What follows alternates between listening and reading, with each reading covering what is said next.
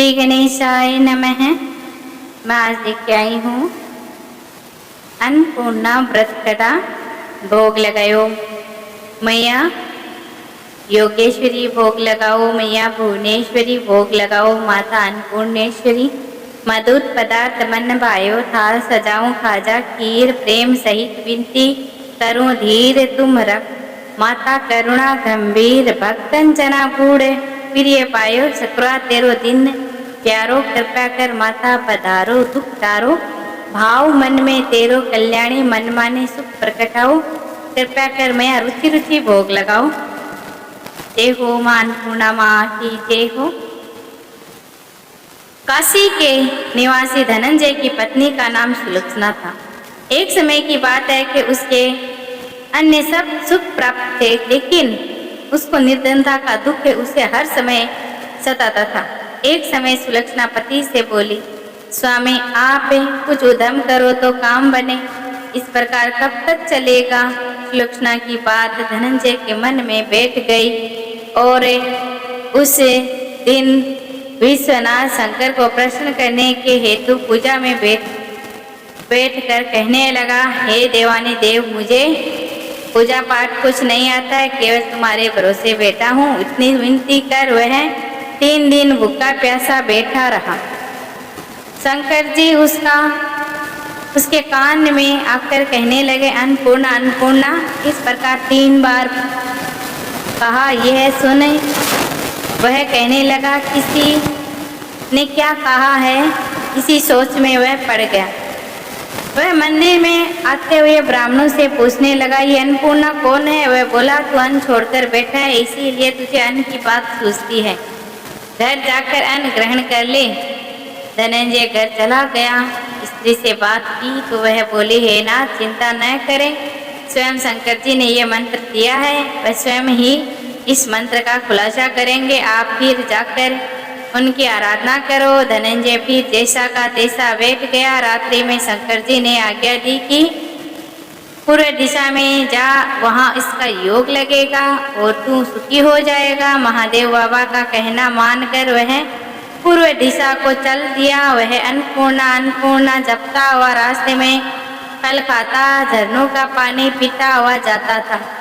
इसी तरह कितने ही दिन बीतने पर वहाँ उसे अति रमणीक वन दिखा। एक सुंदर सरोवर के किनारे कितनी ही अप्सराएं झुंड बनाए बैठी थी। एक छटा कहती थी और सब माँ अन्नपूर्णा आप यह कहती थी। वह बोली, हम माता अन्नपूर्णा का व्रत कर रही हैं।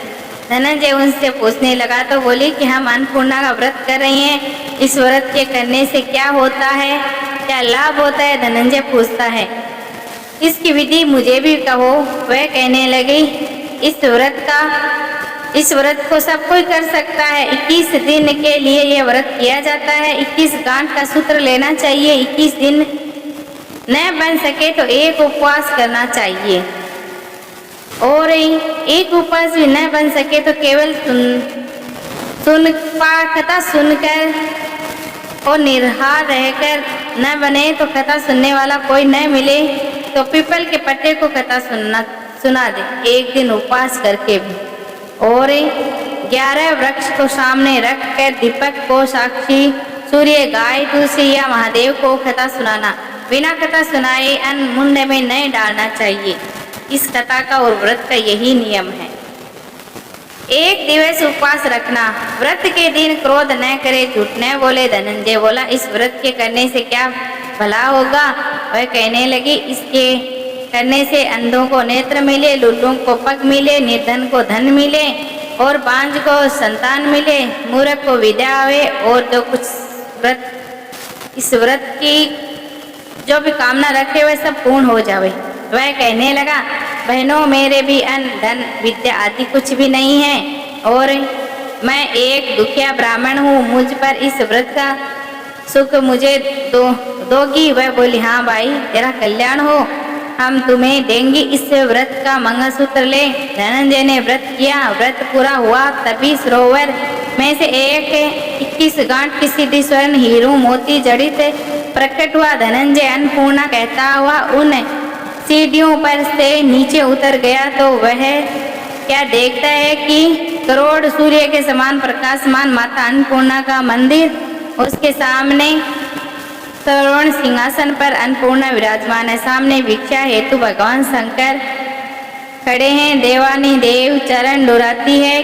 कितने ही यार बांधे पहरा दे रहे हैं। धनंजय जगदम्बा के चरणों में गिरकर देवी से मन का क्लेश प्रकट करने लगा। उतने में माँ ने उसके मन की सारी क्लेश जान ली और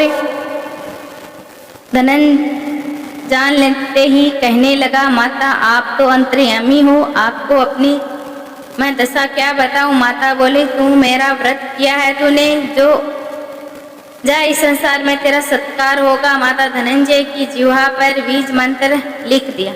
अब तो उसके रोम रोम में विद्या प्रकट हो गई। इतने में क्या होता है देखो सुनो, सभी ध्यान से सुनना। काशी विश्वनाथ के मंदिर में खड़ा है और माँ का वरदान ले धनंजय घर आया। सुलक्षणा से सब बात कही। माता की कृपा से उसके घर में अटूट संपत्ति उमड़ गई। छोटा घर बहुत बड़ा गिना जाने लगा।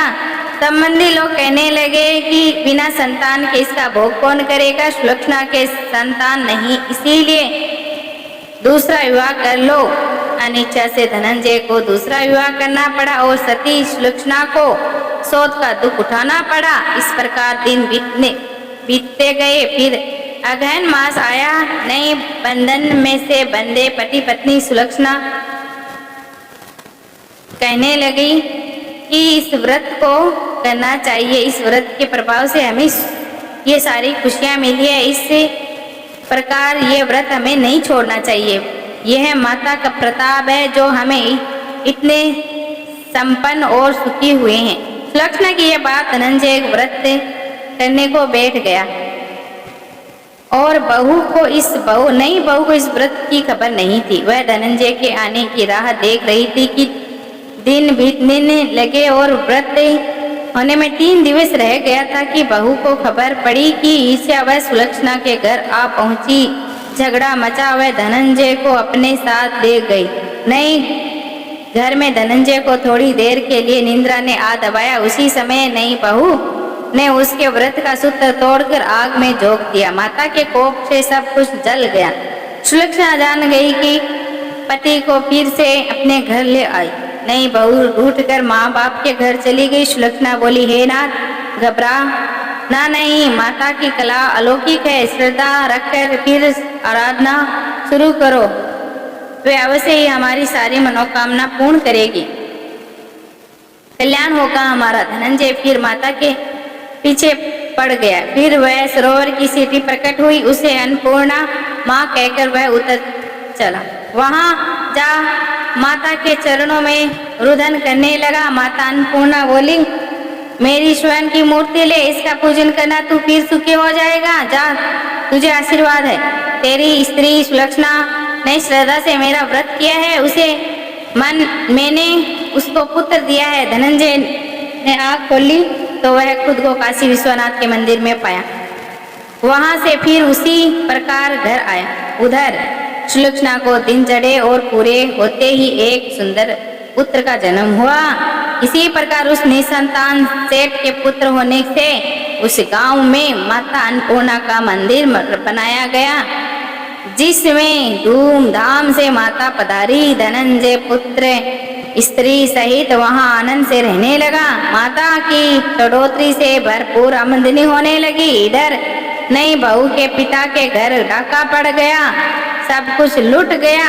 वे भीख मांग मांग कर पेट भरने लगे। सुलक्षणा ने जब ये सुना तो उन्हें बुलाने भेजा और एक अलग घर में रख दिया और उसके अन्न वस्त्र का प्रबंध कर दिया। धनंजय, सुलक्षणा और उसका पुत्र माता कृपा से आनंद से रहने लगा। माताजी ने उस जैसे उनका भंडार भरा वैसा सबका भरे। बोलो अन्नपूर्णा माँ की जय हो। तो भक्तों, सभी अन्नपूर्णा माँ का व्रत किया करो और सुखी हो जाओ। और अगर आपको ये कथा अच्छी लगी तो लाइक शेयर जरूर कीजिएगा और कथा में जरूर लिखना कमेंट में ओम नमो भगवते वासुदेवाय नमः, जय अन्नपूर्णा माँ जरूर लिखना। तो अगले वीडियो में फिर मिलते हैं, तब तक के लिए जय श्री बालाजी की, जय श्री राम, हर हर महादेव, जय महाकाल।